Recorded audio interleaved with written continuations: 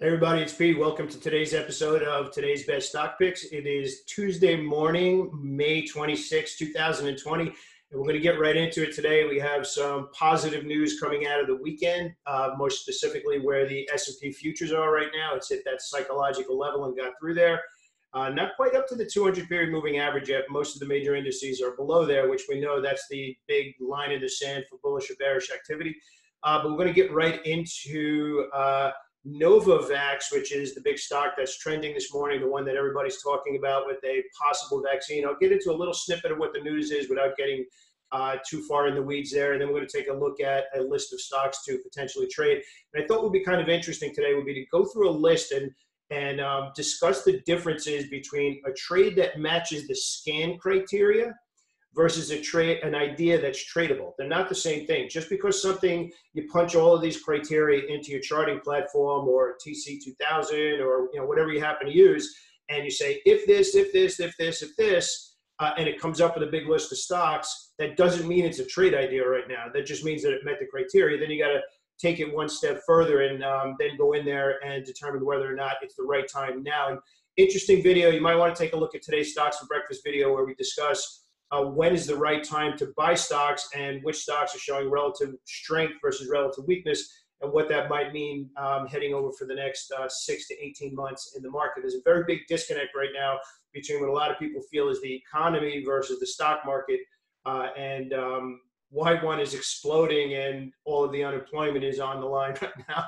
I'm not going to get into that. I did have a question from somebody, though, asking me whether or not I do any research for the picks. I'm not really sure where the question came from, but yeah, of course I do. I'm not just going to come out and talk about stuff off the top of my head. I would never do that. That would be irresponsible. So again, the biggest thing, and maybe where the question came from, is I don't know and you don't know exactly how long everybody else is holding a trade. So you should always do the research in depth, but especially depending on how long you're going to hold the trade. If you're going to hold the trade for one day, it doesn't matter. You still need to do the research. You still need to know his earnings coming out, which, by the way, AutoZone earnings this morning, and whether or not that's going to affect your decision to either trade it, hold it, or do nothing. So we're going to go right to the charts. We're going to go right into NVAX and discuss what you could be looking at today from a trading perspective. As you can see down here, it's actually up 17.5%, 17.48%. I will just briefly read, without getting too far into the weeds on the news. Novavax announced on Monday, which was yesterday, it started its first phase of its novel coronavirus vaccine trials. So what does that mean? It means that it's good news for the stock. And what's super interesting and something that I want to point out here, this is, first off, this is the 200-period moving average. The stock has been hovering above the 200-period moving average. Again, doesn't matter, it's $8, it's still above it. But here's the thing that we talk about, and we talk about quite a bit. When you learn the difference between chart reading and tape reading, and traders do tape reading, traders look for money, they look for signs, they look for clues that there's money on the table, not just chart patterns. There's a massive difference between looking for chart patterns and looking for money.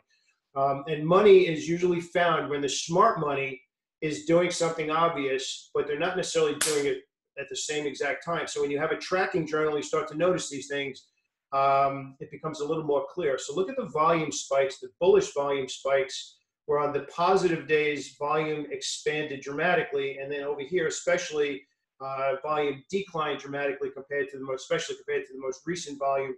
So Novavax actually pulled back for 4 days, probably in light of what was going on and some profit taking, quite honestly, which I'm expecting in quite a few stocks this week. Again, I'm not telling anybody else what to do, but I'm expecting some profit taking. I'm expecting us to be selling a little bit of the news this week. Some stocks are up 100% or more in 2 weeks, which good for them. They're getting back to normal, but you have to ask yourself how much room is left in the stock. So if this stock happens to open up in the 54 area, which is really where it is right now, it's kind of opening up right back in the middle of this trading range. So I personally am waiting for the stock to settle in a little bit today as a day trade and then look to potentially initiate a new swing trade, which would be outside of that opening 30-minute window where I'd be looking to build a position to potentially hold longer. However, if the stock actually opens higher and pulls back and is trading below the open price within that first 30 minutes, I'm not going to be doing anything. I'm going to be waiting for that stock to stabilize so that I can manage my downside at 18 17% move first thing in the morning. Absolutely good news, but we still want to be able to manage our positions in a way where we can't ignore the fact that the stock has gone from 16 to 60 in the last 2 weeks, not even 2 weeks. Yeah, I guess about 2 weeks. And has now basically pulled back a decent amount, Fibonacci levels, whatever you want to use. I actually like the stock as a day trade. I like the stock as an active swing trade. But here's the thing. Whether you're going to be trading NVAX or if you're going to be looking at something like mRNA, which has been very, very active, you better be able to swallow the downside in addition to the potential upside because of the volatility in the news. These stocks can have news stories in both directions on both sides. So they are very active. They are what an active trader would want in a stock, which is volatility that's readable. But just keep in mind, at any point, these stocks can have news on the other side of the market that could be contra to the reason that you're getting involved in the first place. So we're going to get volatility. It's a question of whether or not you can stomach that volatility for a trade that's a little bit longer term. And again, what I talked about in Stocks for Breakfast this morning is the context of how far the stock has already moved, which includes this morning. It's actually coming back a little bit now. It's down, it's 15%, up 15%. It was up 18 earlier when I started the video. So that's the scenario I'm going to be looking to trade NVAX this morning. Again, fully taking into consideration why it spiked, what the volume has meant. Definitely bullish tape reading price action. You just have to really be on top of your game if you're going to be trading that.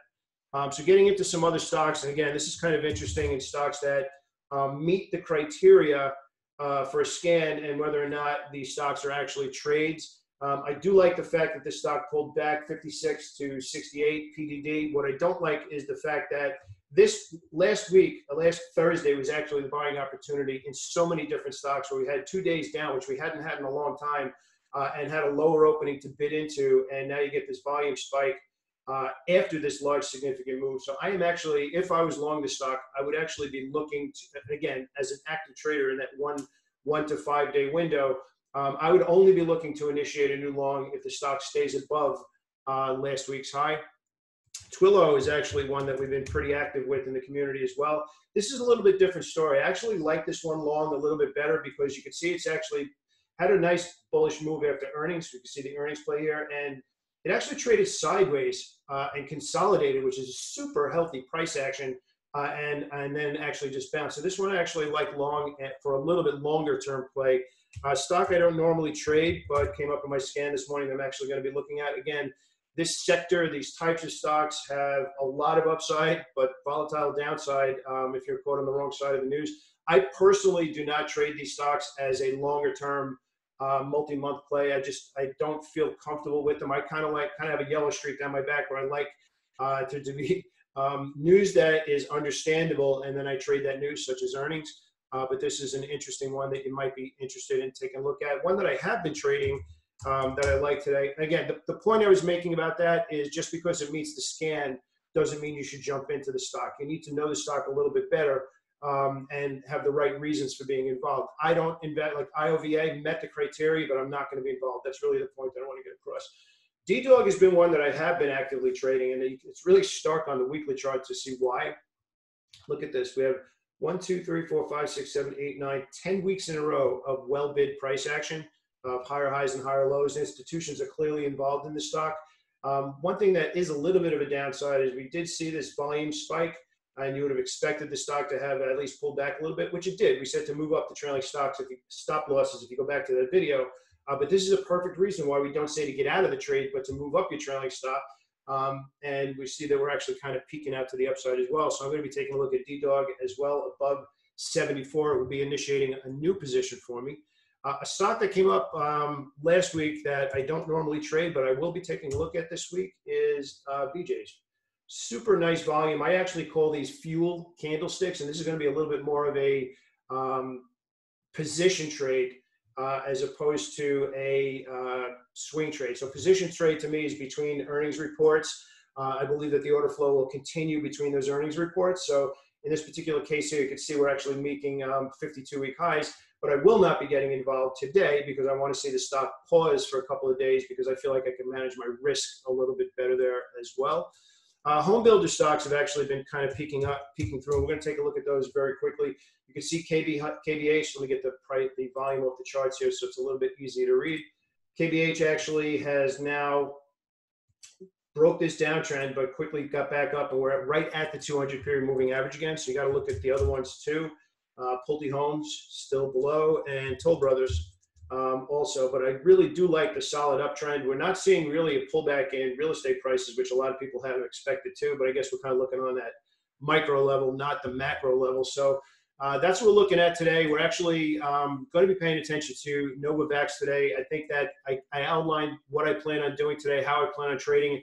Those kind of stocks aren't for everybody. Oh, the one thing I do want to point out, which is we discussed very briefly the S&P 500 over the 3,000 level, specifically the June contract. So that's the level that you want to pay attention to right now. That if it stays above that level, many people consider that the psychological level where new buying is going to come in. Again, that's talking head talk. It doesn't really make a difference to me personally. I'm just going to pay attention to the price action. And right now, the price action on the daily chart is showing me it's back above, right now above the 200 period moving average. It's also showing me that the weekly chart remains well bid. So again, I'm long until I see a reason not to be long. The only question is how long has a stock how long has a stock been traveling as a bullish price action, and is now the right time to get involved in new positions with this big spike above what many are calling the psychological level. I'm actually scaling back on longs on stocks that have been traveling a pretty decent amount over the last couple of weeks. This might be one of those situations where we've anticipated getting to this point where the country reopening, depending on your state, possible vaccines, getting above the psychological levels. There's buy the rumor, sell the news. We're actually at the news point now, right now. So you have to ask yourself before you initiate new trades, is this the right time to get involved? What are the odds of follow through? I call that trade expectation in my coaching program. What is the trade expectation? What are the odds of following through where accepting the risk is justified because the potential rewards are obvious and probable? That's the big thing too. Anybody can come up with risk reward ratio, but is it probable that you actually see that reward number? So dig deep into what your stock normally does and determine whether or not today is a good day to initiate new longs, or if you should be waiting for pause. Although you should answer that. I think I gave you my opinion there though as well. So have a great day, everybody. If you like these videos, absolutely click down and subscribe. I'd love to hear from you. Have an awesome day.